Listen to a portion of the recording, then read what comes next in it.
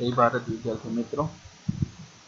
आज का जो हमारा वीक है, ये वाला वीक यानी कि ये सैटरडे और संडे हम लोग कुछ नया पढ़ने वाले नहीं है, लेकिन जो हम अभी तक जो हम 10 लेक्चर में पढ़ चुके हैं उसका एक बार क्विकली रिवीजन कर लेते हैं, क्योंकि हर 10 लेक्चर के बाद हम रिवीजन करते जाएंगे, क्योंकि आपका जो आगे का जो है वो अब भूल ना जाए और आपको उसमें पकड़ बनाए रखते हैं। क्योंकि जितना पढ़े वो इम्पोर्टेंट नहीं है, लेकिन जितना याद रखा वो ज़्यादा इम्पोर्टेंट है। तो इस वीक हम इंजीनियरिंग ग्राफिक्स के अंदर सिर्फ रिवीजन वीक देंगे। तो सबसे पहले हम बात करते हैं इंजीनियरिंग ग्राफिक्स के बारे में। आप सबको पता है, लेकिन थोड़ा समय हो गया है, 1-2 महीना, तो आप भूल भी गए होंगे। तो क्या है इंजीनियरिंग ग्राफिक्स के एक कम्युनिकेशन सिस्टम जैसा हम बोल सकते हैं, कि जो बिना बोले हमें जो काम करने वाले हैं वो दूसरे को दिखा सके, उसको विजुअलाइजेशन कर सके। क्या होता है विजुअलाइजेशन? यानी क्या होता है? The ability to mentally control the visualization information. Graphics theory यानी कि जियोमेट्री और प्रोजेक्शन टेक्निक आती है उसमें।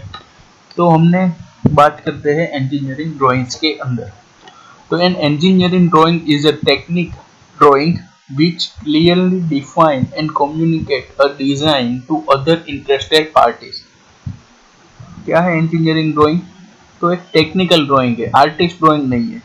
आर्टिस्ट ड्राइंग तो मैंने आपको बताया थी कि जैसे कोई एक चित्र बना रहा हो लैंडस्केप का, या कोई अपने ओर से इमेजिनरी करके कोई चित्र बना रहे हो, वो सब आर्टिस्ट होता है। हमें क्या करना है? इंजीनियरिंग यानी कि इंजीनियरिंग के यूज के लिए जो ड्राइंग हम इस्तेमाल करते हैं उसे इंजीनियरिंग ड्राइंग्स कहते हैं। टेक्निकली ये वो क्या डिफाइन करता है कि हमारे और हमारे क्लाइंट के बीच और हमारी पार्टी के बीच में कम्युनिकेट करता है और पार्टी को इंटरेस्टेड बनाए रखता है। कि आप बताओगे कि आपका काम खत्म होने तक ऐसा दिखेगा, मैं आपका काम इस तरह से करूंगा, आपका जो डायमेंशन है वो ऐसा होगा। तो वो क्या है? Engineering drawings. Other party may have interest in the design of the collaboration, procurement, purchasing, costing, manufacturing, quality control, marketing, handling और पैकेजिंग। तो इंजीनियरिंग ड्राइंग्स क्या है वो आपको पता चल चुका है, लेकिन रिवीजन की तौर से हम देख रहे हैं। अब बात करते हैं ड्राइंग्स, इंजीनियरिंग ड्राइंग्स। ड्राइंग्स क्या होता है? Normal drawing describe any object information diagrammatically. Engineering drawings क्या है? Graphical means of expression of the technical details without the barrier of the language. Engineering drawing, most commonly referred to as engineering graphics, is the art of the manipulation of design of the variety of the components, especially those related to engineering. Its preliminary consists of the sketching the actual component, for the example of the machine, which is with its exact dimension. The scale of the dimension is the suitability exists so as a properly fit within the contours of the drawing sheet। यहाँ पे एक machinery का example दे दिया है। तो क्या है engineering drawings? यानी कि वो मशीन का हमें आबेहूब चित्र बनाना है, ड्राइंग्स बनाना है with proper scale, dimension. Scale क्या है वो भी आपको पता है क्योंकि हम पढ़ चुके हैं। प्रॉपर स्केल और डायमेंशन के साथ हमें एग्जैक्ट जैसा है वैसा दिखने वाला ड्राइंग बनाना है ड्राइंग शीट पर, वो हो जाता है इंजीनियरिंग ड्राइंग। स्केल क्या है? तो अपने हिसाब से हम डायमेंशन को बड़ा या छोटा, चित्र को बड़ा या छोटा करें उसे स्केल करते हैं। और डायमेंशन कैसे दिया जाता है वो आपको पता है, फिर भी हम देख लेंगे। In some cases depending in the discipline there are area of the particular focus, such as in a case of the structural engineering. Another consideration is the regard to the unit of the measure used. This could be not only metric or imperial, but also the way these are not is the relevant, because it will also reflect the precision of the dimension. अब आप कोई दूसरी field ले लें engineering की, जैसे कि structural engineering, जो सिविल इंजीनियरिंग का एक पार्ट है। तो उसके अंदर जो हमारा स्ट्रक्चरल मेंबर है, हमारा बिल्डिंग है, उसका प्लानिंग, उसकी डिटेलिंग, उसे कैसे प्लेस करना है, वो वहाँ पे कहाँ पे कितना उसको डायमेंशन देना है, डायामीटर कितना रखना, वो सब हमें इंजीनियरिंग ग्राफिक्स के अंदर, इंजीनियरिंग शीट के अंदर हमें वो एकदम डिसिप्लिन के साथ एकदम एग्जैक्ट ड्राइंग दिखाना पड़ता है। इंजीनियरिंग ड्राइंग्स का बहुत बड़ा इस्तेमाल है। अब प्रोजेक्शन की बात कर ले, जियोमेट्रिक प्रोजेक्शन, उसमें आता है ऑर्थोग्राफिक, पर्सपेक्टिव और आइसोमेट्रिक। अब ऑर्थोग्राफिक में क्या है, in this method the object is placed in the space in a such a way that the front view of it is captured in a vertical plane and the top view of the same is captured in the horizontal plane। अब हमें क्या है, orthographic projection में क्या है कि कोई एक ऑब्जेक्ट है, मान लो कि आप अपना फोन आपके आँख के सामने ऐसे खड़ा रखा है, तो उसके पीछे का जो भी पार्ट होगा उसके पीछे आप एक बुक रख दो, तो क्या होगा कि आपको फोन और बुक पे कैसे दिखाई दे रहेगा, उसका परछाया होगा, उसका शैडो होगा जो बुक पे पड़ेगा डायरेक्टली, तो वो हो गया फ्रंट व्यू। तो फ्रंट व्यू कहाँ पे उसका कैप्चर होने वाला है, वर्टिकल प्लेन में। और वैसे वो फोन को आप ऊपर से देखो, टॉप में से देखो, तो नीचे आपका कोई भी टेबल होगा या कुछ भी होगा, वहां पे उसका शैडो पड़ेगा, तो उसका टॉप व्यू है वो हॉरिजॉन्टल प्लेन में कैप्चर होगा। इस प्रोसेस को हम बोलते हैं orthographic projection. The projection of the object are perpendicular with the planar screen and hence the name of the orthographic। तो vertical plane, horizontal plane वो क्या है, वो हमारा दूसरा चैप्टर है। जैसे ही हमारा कर्व वाला चैप्टर खत्म होगा उसके बाद हम ऑर्थोग्राफिक प्रोजेक्शन ही पढ़ने वाले हैं। फिर होता है पर्सपेक्टिव प्रोजेक्शन। तो पर्सपेक्टिव प्रोजेक्शन में क्या होता है कि वो एक सिंपल टेक्निक है। This is a simple technique of the growing an object as a how once view it, the observer eyes position, height and the distance from the object, all the influence of the outcome of the drawing। Two sub method are adapted for this projection technique, visual ray method और vanishing point। इसमें क्या है, एकदम simple projection simple method है कि आपको जैसे कोई वस्तु दिख रही है बस वैसा ड्रॉ कर देने का। फिर आता है आइसोमेट्रिक यानी कि वो 3D हो बन जाता है। This form of the projection give the total detail in the component under the consideration। The basic principle behind the isometric projection that involve the consideration of the three axes that are the incline of the each other and making the equal angle। यानी कि हम जो वस्तु 3D में बनाना है वो होता है आइसोमेट्रिक में। ऑर्थोग्राफिक में प्लेन में हो गया था, हॉरिजॉन्टल और वर्टिकल प्लेन में। पर्सपेक्टिव में क्या था, जैसी चीज हमको दिखाई दे रही है वैसी बनाने की है। और आइसोमेट्रिक में प्रॉपर 3D हमें ड्रॉ करना है। और आइसोमेट्रिक प्रोजेक्शन में हमें थोड़ा कैलकुलेशन भी चाहिए, क्योंकि 3D ड्रॉ करने के लिए हर एक्सिस एक दूसरे के साथ परपेंडिकुलर रहने आवश्यक है। कहाँ पे यूज होता है वो है इंजीनियरिंग ग्राफिक्स। तो इंजीनियरिंग की हर एक दुनिया के अंदर इंजीनियरिंग ग्राफिक्स का यूज हो सकता है और होता ही है। अब इंजीनियरिंग ग्राफिक्स का रोल क्या है कि कोई पार्टी है उसे विजुअलाइजेशन कराना, उसके साथ कम्युनिकेशन कराना और documentation. Role of the engineering graphics का एग्जांपल है जो हमने देखा था, स्ट्रक्चरल इंजीनियर वाला है। ड्राइंग का 2 प्रकार होता है, एक तो आर्टिस्ट ड्राइंग और दूसरा इंजीनियरिंग ड्राइंग। दोनों में क्या डिफरेंस है वो भी हम पढ़ चुके हैं। आर्टिस्ट ड्राइंग से इंजीनियरिंग ड्राइंग कैसे डिफरेंस है, तो engineering drawing is the completely different from the artist drawing.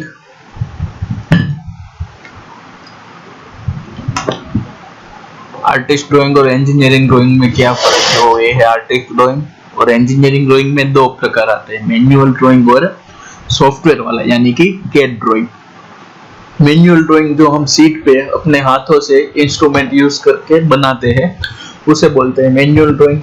और कैड ड्राइंग में हम कंप्यूटर के सॉफ्टवेयर के मदद से हम इस्तेमाल करते हैं, जैसे कि ऑटोकैड हो गया, वीरे हो गया, बहुत सारे ऐसे सॉफ्टवेयर है जो हमें इंजीनियरिंग ड्राइंग बनाने के लिए बहुत इस्तेमाल होते हैं। स्केचअप है, 3D मैक्स है, ऑटोकैड है, वीरे है,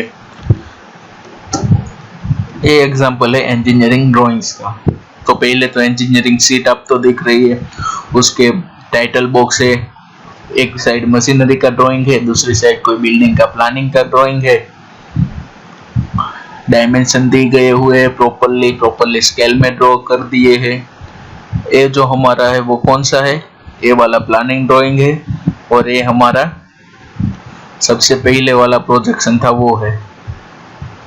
अब ड्राइंग इंस्ट्रूमेंट, तो ड्राइंग करने के लिए जरूरत होती है हमें ड्राइंग इंस्ट्रूमेंट की। तो कौन कौन सी ड्राइंग इंस्ट्रूमेंट है, ड्राइंग बोर्ड है, ड्राइंग शीट है, शीट होल्डर है, सेट स्क्वायर है। यानी कि ये कैसा दिखता है वो मैं आपको पता ही होगा, फिर भी हम गूगल करके देख लेते हैं। सेट स्क्वायर और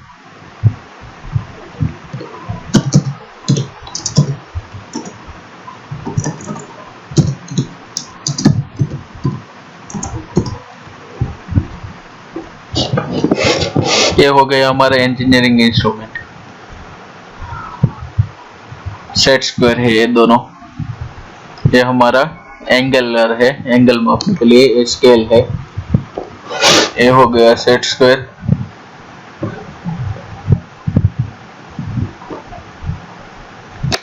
protector, divider, compass, drafter, pencil, pen, eraser, sheet holder, French curve, कभी कभी sellotape, sandpaper, drawing pencil. ये सब हमारा क्या है, इंजीनियरिंग ड्राइंग्स के इंस्ट्रूमेंट है, जो हम इंजीनियरिंग ड्राइंग्स हम ड्राइंग बनाने के लिए इस्तेमाल करते हैं।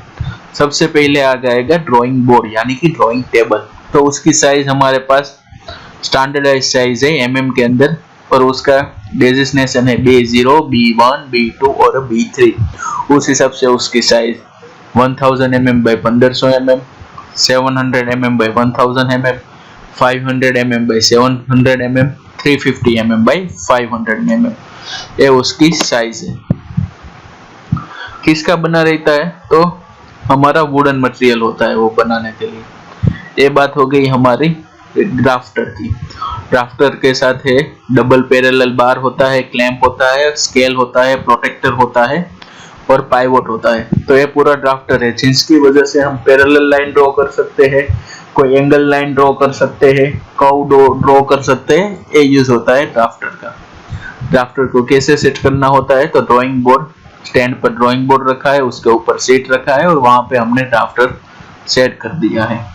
फिर बात आती है ड्राइंग शीट की लेआउट। तो ड्राइंग शीट की अलग अलग साइज रहती है, लेकिन सबसे पहले लेआउट में हमें क्या करना पड़ता है, सबसे पहले उसको चारों ओर से मार्जिन को रेगुलर मार्जिन छोड़ के टाइटल बॉक्स बनाने का होता है। सभी के साइज सेम ही होते हैं। मार्जिन हर तरफ से 2-2 सेंटीमीटर यानी कि 20-20 mm का होता है। लेफ्ट साइड पे 13 mm यानी कि 3 सेंटीमीटर का रहता है, और राइट बॉटम कॉर्नर पे हमें टाइटल बॉक्स बनाना होता है 150 by 50 mm का। टाइटल बॉक्स में कैसे सैंपल होता है, टाइटल बॉक्स का सैंपल है। ये जो है हमारा ड्राइंग प्रोजेक्शन की सिंबल है, जैसे ऑर्थोग्राफिक की अलग हो गई, आइसोमेट्रिक की अलग हो गई। ये हमारा वो सिंबल है कि हम किस प्रकार से ड्राइंग, किस मेथड से ड्राइंग हमें प्रिपेयर किया है। वो सीट की साइज तो हमें पता है A0 से लेके A4 तक डिफरेंट साइज की सीट अवेलेबल है मार्केट में। आप साइज आपको पता रहनी चाहिए। ये अगर आप कोई कॉम्पिटिटिव एग्जाम की भी प्रिपरेशन कर रहे हो, जैसे जीपीएससी है और कुछ, तो उसमें अंदर भी ये बात तो आती है कि A0 A1 साइज है तो उसकी साइज क्या रहती है। बहुत आईएमपी क्वेश्चन है सीट के साइज का। पेंसिल, तो पेंसिल में भी 2 टाइप आती है, हमारी रेगुलर ग्रेफाइट वाली और क्लच पेंसिल। क्लच पेंसिल हम इस्तेमाल करते नहीं है ड्राइंग के अंदर, हमें हमारी जो रेगुलर वुडन पेंसिल आती है उसे इस्तेमाल करने की रहती है। और उसमें लाइट डार्क का तो वेरिएशन हमें मिलता है, जैसे 7B, 6B, 2B। H वाली पेंसिल आती है, हार्डनेस आती है। लाइंस, तो कौन सी लाइन को क्या डिनोट करती है वो हमने देखा था, कंटिन्यूअस थिक, कंटिन्यूअस थिन। उसका इस्तेमाल visible outline, visible edge, free hand continuous, continuous with zigzag, long break line.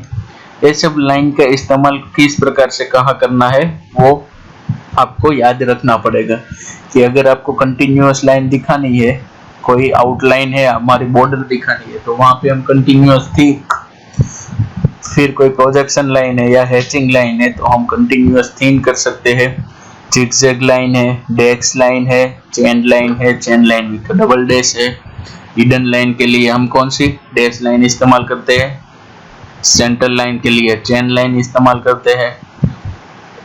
ये सब एग्जांपल है सभी लाइन का कि कहाँ पे कैसा लिखा है। Central line, cutting plane line, phantom line, central line, extension line, dimension line, section line, visible line. ये B1, B2, G3, P1 वो क्या है, तो यहाँ पे जो नोटेशन दिए गए हैं वो है।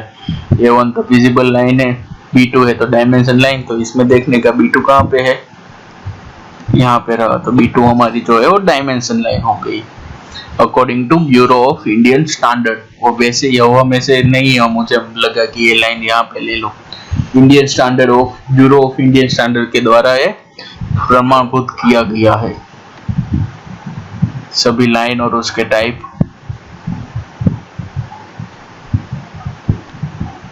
ड्राइंग स्टैंडर्ड यानी कि आंसी है।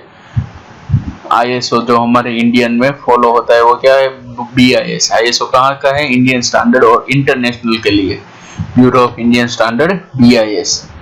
उसके अनुरूप सब हमें क्या दे दिया है, गाइडलाइंस प्रोवाइड की गई है।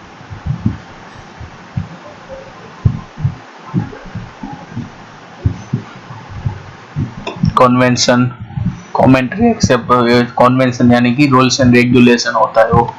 फिर लेटरिंग, तो लेटरिंग के लिए सिंगल स्ट्रोक लेटर, उसमें वर्टिकल और इंक्लाइन, इंक्लाइन होता है तो 75 डिग्री विथ हॉरिजॉन्टल इसे रखना पड़ता है। लोअर केस का हम इस्तेमाल जनरली करते नहीं है, तो आर्किटेक्चरल ड्राइंग है उसमें ही लोअर केस का इस्तेमाल होता है, हम सभी जगह अपर केस लेटर ही इस्तेमाल करते हैं। फिर size of the letter, main title के लिए 6 से 8 mm, सब टाइटल लिए 3 और 6 mm। ये सब लेटरिंग आपको रेडीमेड भी मिल सकते हैं। जैसे आपने कोई नया कंपास पेटी लिया हो तो उसके अंदर वो ABCD वाला लिखा होता है, उसे बोलते हैं पेंसिल, और पेंसिल के अंदर सभी mm के अनुरूप आपको लेटरिंग दे दिया है।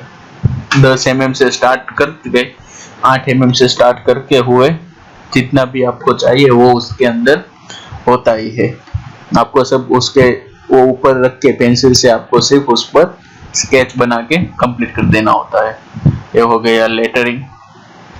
फिर आता है डायमेंशन, कि डायमेंशन कैसे दी जाए, वो फंक्शनल डायमेंशन और datum dimension.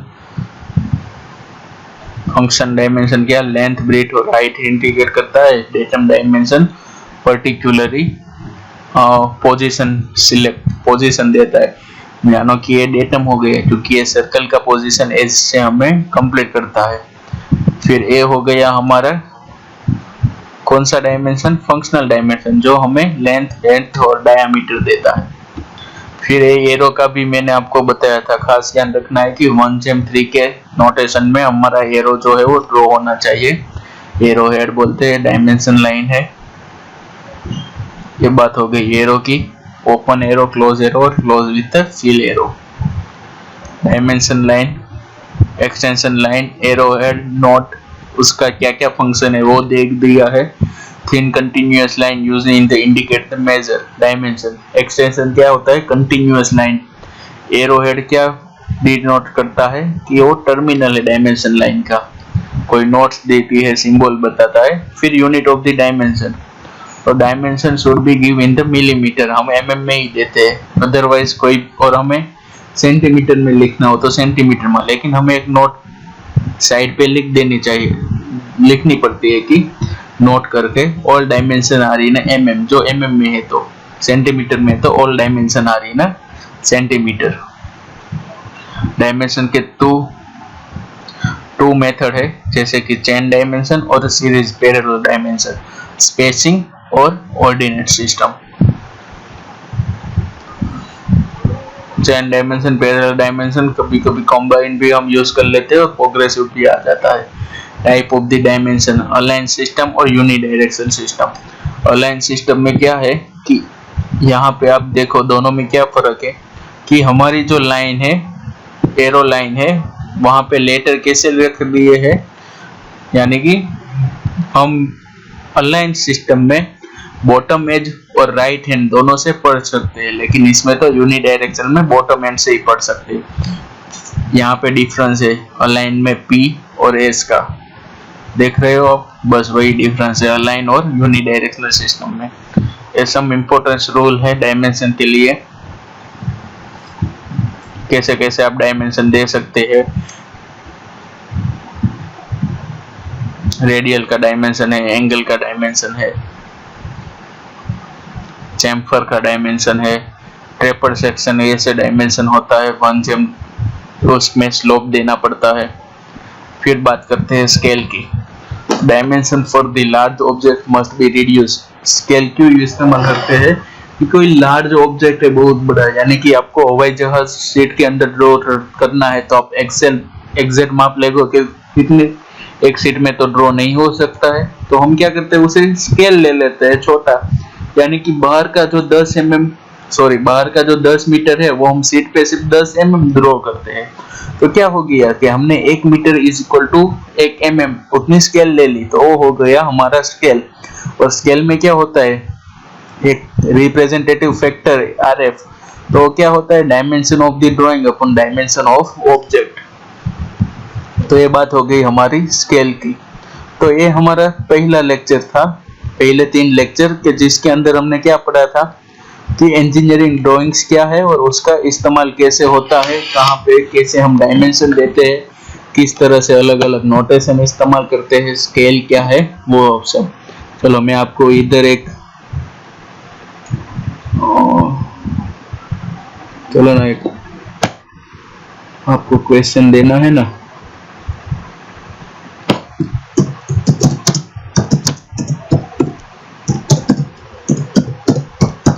what is the engineering drawings?